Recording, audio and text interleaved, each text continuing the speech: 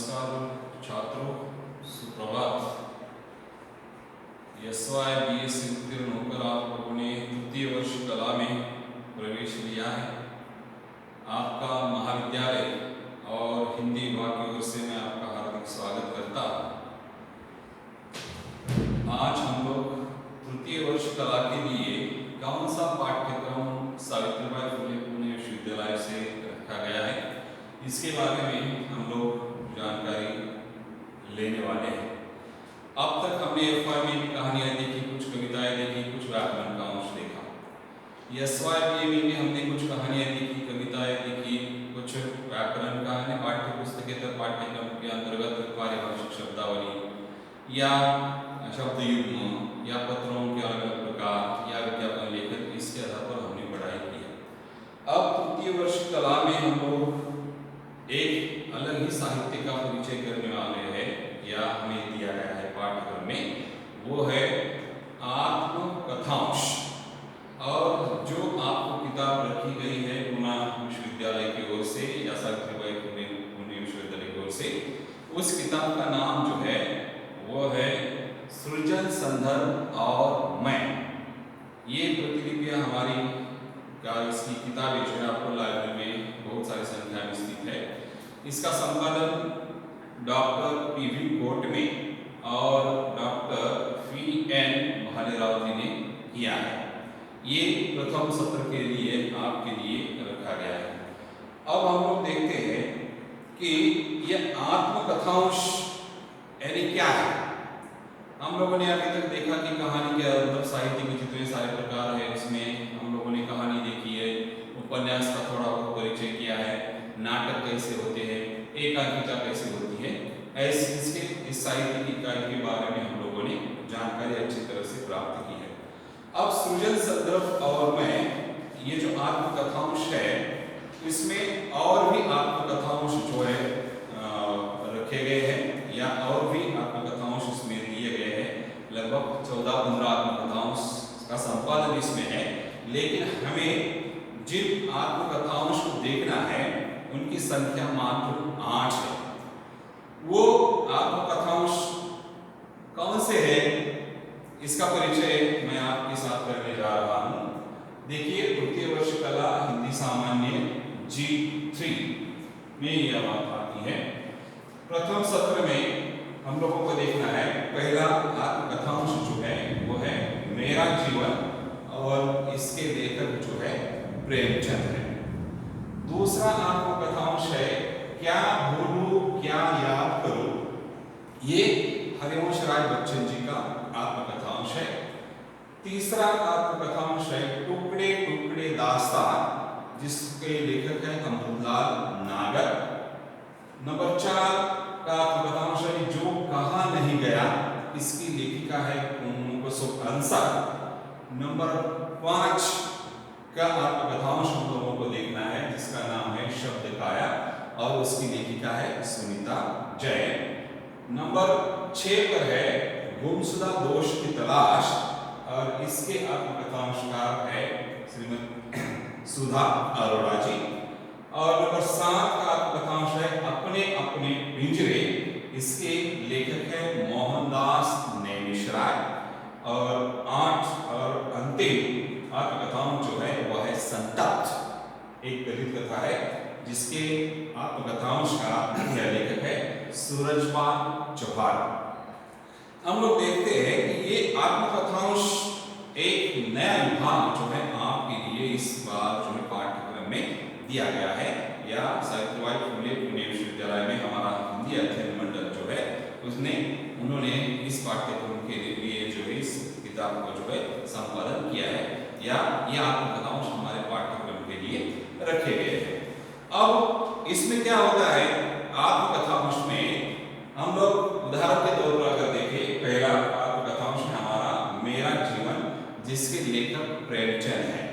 यानी इसमें लेखक क्या बताता है, एक अपने घर परिवार के बारे में, स्थिति कैसी है, उसके बाद उसका स्कूल का जीवन किस प्रकार का रहा है, उसके बाद उसके यौवन मतलब जब वो जवान था तब कौन सी स्थितियों का उसको सामना करना पड़ा, या उसके बाद शादी हुई, घर परिवार में उसका वातावरण किस प्रकार का रहा, बुढ़ापे की अवस्था में किस प्रकार का रहा, या कोई नौकरी करता है तो उसके नौकरी में आए हुए अनुभवों को वो शेयर करता है या अपने साथ बांटता है, या उसमें उसके खुद के अनुभव जिस माध्यम से वो व्यक्त करता है उसे कहा जाता है आत्मकथांश। यानी ऐसे ही 8 जो आत्मकथांश हमारे लिए है और इन 8 लेखकों की जिंदगी में उसका क्या महत्व है इसके बारे में जानकारी जो है इन आत्मकथांश में हमें देखनी है। सिर्फ इतना ही पाठ्यक्रम है क्या हमारे लिए? नहीं, बल्कि और भी पाठ्य पुस्तकेतर पाठ्यक्रम के अंतर्गत हमें और भी एक हिस्सा देखना है, जिसमें जैसे कि हम लोगों ने SYBA में साक्षात्कार या विज्ञापन के नमूने या अलग अलग प्रकार का व्याकरण देखा, उसी प्रकार का है। अब हम लोगों ने यहाँ पाठ्य पुस्तक पाठ्यक्रम लिखा नहीं है, लेकिन इसकी PDF फाइल जो भी हम लोग आपको बाद में इसकी भी देंगे, और जो अभी मैं पढ़ने जा रहा हूँ यहाँ लिखा नहीं है, आप लोग सिर्फ सुनिए, अब वो आपके पास PDF के रूप में भेज दी जाएगी। उसमें क्या है? पाठ्य पुस्तकेतर पाठ्यक्रम, इसके अंतर्गत क हिस्सा रखा गया है, जिसमें इस क के अंतर्गत जो है हम लोगों को क्या देखना है, एक पारिभाषिक शब्दावली दी गई है आपके पाठ्यक्रम में, और पदनाम यानी हिंदी में उनके पदनाम कैसे है, और इसकी सूची विश्वविद्यालय ने दी है, वो हम लोगों को इस प्रथम सत्र की पढ़ाई के आधार पर करना है। अब दूसरा हिस्सा जो है वो है ख। ख के अंतर्गत हमें क्या देखना है कि कार्यक्रम संयोजन कौशल का परिचय। देखिए, हम लोग अब तृतीय वर्ष कला में है या TYBA में पढ़ रहे हैं। हम लोगों को अलग अलग प्रकार के कार्यक्रम का आयोजन करना होता है, तो हमारे छात्र भी उसमें अपना हिस्सा जो है बांट ले, वो भी कार्यक्रम की तैयारी करे। जैसे कि हम लोगों के हिंदी विभाग की ओर से हिंदी दिन मनाया जाता है, तो इस कार्यक्रम संयोजन में कौन कौन सी जो है तैयारियां हमें करनी होती है। मतलब पहले अपनी बैठक बुलाई जाती है, उसके बाद हमारे विभाग प्रमुख जो भी है प्रधानाचार्य से जाकर मुलाकात करेंगे, कौन अतिथि बुलाएंगे, क्या क्या कार्यक्रम हमें करना है, कौन सी प्रतियोगिताएं लेनी है। उसके बाद सूत्र संचालन कौन करेगा, आभार कौन करेगा, उस कार्यक्रम की अध्यक्षता कौन करेंगे, प्रमुख अतिथि का भाषण कब होगा, ये सब जो है हमारे एक लिखित रूप में एक कार्यक्रम पत्रिका होती है। ये कौशल हमारे छात्रों को आना चाहिए, इसलिए तृतीय वर्ष कला के पाठ्यक्रम में इस बात को रखा गया है, जो ख के अंतर्गत आता है, कार्यक्रम संयोजन कौशल्य का परिचय। इसमें क्या क्या देखना है हमें? इसमें संकल्पना एवं स्वरूप, यानी कार्यक्रम संयोजन हम लोग करते हैं तो उसका संकल्पना एवं स्वरूप किस प्रकार की होगी, ये बात जो है हमारे छात्रों को आनी चाहिए। दूसरा, उद्देश्य, यानी ये समारोह जो भी आप कार्यक्रम करने वाले हैं उसका उद्देश्य क्या है, इस पर हम लोगों को चर्चा करनी है। उसके बाद कार्यक्रम की प्रस्तावना। देखिए, कोई भी कार्यक्रम जब होता है तब उसका सबसे पहले प्रस्तावना करने के लिए एक व्यक्ति जो आता है, तो ये जो समारोह जो हमने आयोजन किया है वो किस लिए किया है, इसके पीछे उद्देश्य क्या है, ये बताता होने वाला व्यक्ति उस कार्यक्रम की प्रस्तावना करता है। उसके बाद परिचय, यानी आज इस समारोह के लिए हम लोगों ने जिन अतिथि को बुलाया है या अतिथि के रूप में कौन है, कार्यक्रम अध्यक्षता इस समारोह की कौन कर रहे हैं, इसके बारे में जानकारी प्राप्त करनी है। उसके बाद स्वागत, यानी आए हुए मेहमानों का स्वागत करना हमारी भारतीय संस्कृति है, उसका स्वागत किस प्रकार किया जाए, उसके बाद उसका सम्मान किया जाए, और आगे वाली बात है सूत्र संचालन, यानी इस कार्यक्रम को आगे बढ़ाने के लिए एक सूत्र संचालन की जरूरत होती है। आप लोग किसी भी कार्यक्रम में जाते हैं तो सूत्र संचालन जब तक नहीं बताता तब तक कार्यक्रम आगे नहीं जाता है। उदाहरण के तौर पर देखते हैं कि मान लीजिए कि हमारे इंडोर स्टेडियम में कोई कार्यक्रम है, जैसे ही मतलब कार्यक्रम की तैयारी हो गई, प्रधानाचार्य जी के साथ मेहमान आते हैं, तो हम लोग जैसे ही सूत्र संचालन आपको पता है कि अभी अतिथि आने वाले हैं, प्रधानाचार्य आने वाले हैं, और उनका तालियां बजाकर स्वागत किया जाए, और जैसे ही वो प्रवेश करते हैं हम लोग तालियां बजाते हैं। अब अतिथि आते हैं, अध्यक्ष आते हैं और अपनी अपनी जगह जो है स्थानापन्न होते हैं। उसके बाद सूत्र संचालक अपनी परिचय आगे देते हुए कहता है कि आज इस समारोह का आयोजन किया गया है, इस समारोह के प्रस्ताव करने के लिए मैं अमुक अमुक को आमंत्रित करता हूँ। यानी ये जब तक सूत्र संचालन कुछ कहता नहीं है, समारोह बिल्कुल आगे नहीं जाता। इतनी सारी महत्ता जो है सूत्र संचालक के हाथ में रहती है, वो किस प्रकार होना चाहिए इसके बारे में हमें जानकारी प्राप्त करनी है।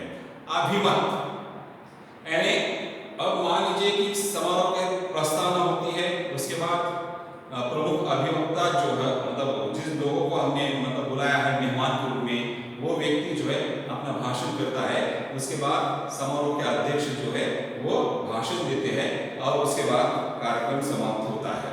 लेकिन कार्यक्रम समाप्त होने के बाद एक व्यक्ति और भी आता है जिसके ऊपर ये जिम्मेदारी होती है कि वो आभार ज्ञापन करे। हम लोग देखिए इतना सारा समय निकालकर जितने सारे लोग उस समारोह के लिए हाजिर होते हैं, मतलब प्रधानाचार्य हो, कार्यक्रम के अध्यक्ष, आए हुए मेहमान हो या जो श्रोता उस कार्यक्रम को सुनने के लिए आए हैं, जिन लोगों ने आपको मदद की है उन सभी के प्रति जो है आभार प्रकट करना किसी एक व्यक्ति का काम होता है। उसमें क्या हमें करना चाहिए ये बात हमें सीखनी है, इसके अंतर्गत ये बात है। उसके बाद कार्यक्रम पत्रिका आदि का परिचय करना अपेक्षित है। हम लोग कोई भी समारोह जब हमारे घर में आयोजित होता है या कॉलेज में आयोजित होता है तो सबसे पहले कार्यक्रम पत्रिका बनाई जाती है कि एक तो हाथ से लिखी गई, पुराने जमाने में हाथ से कार्यक्रम पत्रिका लिखी जाती थी, लेकिन आज के जमाने में कंप्यूटर आया हुआ है, इसलिए आजकल कंप्यूटर पर पत्रिका तैयार होती है। अगर हिंदी का कार्यक्रम है तो कार्यक्रम पत्रिका हिंदी में होगी, मराठी विषय को लेकर अगर कोई कार्य समारोह है तो कार्यक्रम पत्रिका किस प्रकार की होनी चाहिए, इन सभी छोटे छोटे बातों की ओर ध्यान आकर्षित करने के लिए इसको हमारे सामने आपके पाठ्यक्रम में जो है इस बात को रखा गया है। अब आगे वाला हिस्सा जो है ग के रूप में हम लोगों को देखना है, वो है अनुवाद लेखन। हम लोग देखते हैं कि जब हमारा टीवाई का छात्र उपाधि लेकर जब बाहर जाएगा और उसके लिए मान लीजिए कि कोई परिच्छेद आपके सामने दिया गया है, चाहे वो मराठी हो, आपके प्रश्न पत्र में मराठी परिच्छेद भी दिया जाता है और अंग्रेजी परिच्छेद भी दिया जाता है, जिसका मराठी में पढ़े हुए छात्र मराठी पढ़कर हिंदी का अनुवाद करेंगे और जो कॉन्वेंट में छात्र पढ़ते हैं आर्ट शाखा में भी, केवल कला शाखा में भी, लेकिन जो अंग्रेजी माध्यम जिनका है वो अंग्रेजी परिच्छेद पढ़कर उसका हिंदी में अनुवाद करेंगे। इसलिए ये दोनों सुविधाएं जो है आपके पाठ्यक्रम में मतलब इस पाठ्यक्रम में रखी गई है कि मराठी जिनका पढ़ने का माध्यम मराठी है वो मराठी परिच्छेद पढ़कर हिंदी में उसका अनुवाद करे और जो अंग्रेजी माध्यम से छात्र पढ़े हुए हैं वो अंग्रेजी का परिच्छेद पढ़कर उसका हिंदी में अनुवाद करे। मूल उद्देश्य क्या है कि आप मराठी से उस अनुवाद को हिंदी में कैसे करते हैं या अंग्रेजी परिच्छेद का हिंदी में अनुवाद कैसे। ये बात किस लिए रखी गई है आपके पाठ्यक्रम में? मान लीजिए कि टीवाई बीए होने के बाद या तृतीय वर्ष कला पास होने के बाद आप अगर किसी दूरदर्शन पर काम करना चाहते हैं, किसी समाचार पत्र में काम करना चाहते हैं या किसी मराठी की कोई अच्छी रचना है, चाहे वो उपन्यास हो, कहानी हो या नाटक हो, आपको लगता है कि ये मराठी का बहुत बड़ा अच्छा उपन्यास है, उसका अनुवाद हिंदी में कर दीजिए, या अंग्रेजी की कोई नॉवेल है उसका अनुवाद हमारे मराठी में होना चाहिए, तो आप अच्छा अनुवादक बन सकते हैं। लेकिन आपका विषय अगर हिंदी है तो मराठी में जितनी सारी प्रसिद्ध कहानियां, कविताएं या नाटक भी है उसका अनुवाद आप हिंदी में कर सकते हैं, या आपकी अंग्रेजी अच्छी है तो अंग्रेजी साहित्य पढ़कर आप उसका अनुवाद हिंदी में कर सकते हैं। इससे क्या होगा, आपको रोजगार मिलेगा और आपका जीवन यापन आगे जाने के लिए जो है बहुत सारा मददगार बन सकता है। इसलिए ये बात आपके पाठ्यक्रम में रखी गई है।